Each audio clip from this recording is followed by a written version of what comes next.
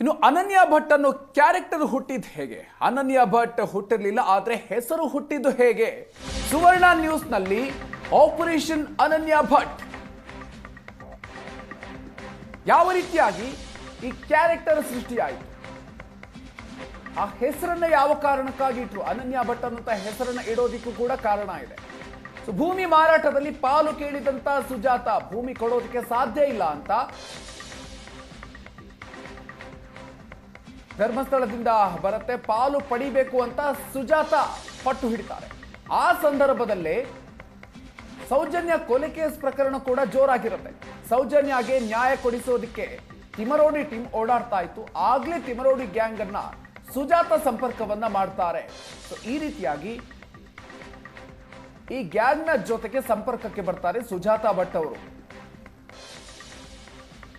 ತಮ್ಮ ಜಮೀನಿಗೆ ಸಂಬಂಧಪಟ್ಟಂತೆ ಪಾಲು ಕೇಳೋದಕ್ಕೆ ಸುಜಾತ ಅವರು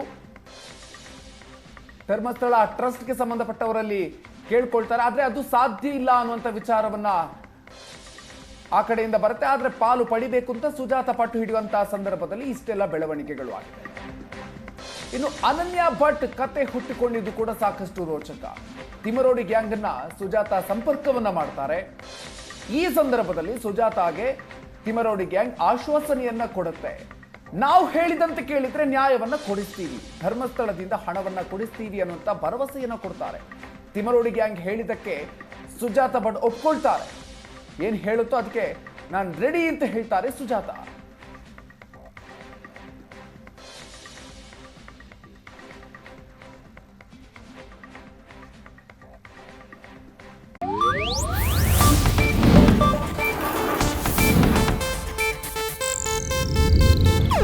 ಇದು ಏಷ್ಯಾನೆಟ್ ನ್ಯೂಸ್ ನೆಟ್ವರ್ಕ್ ಪ್ರಸ್ತುತಿ.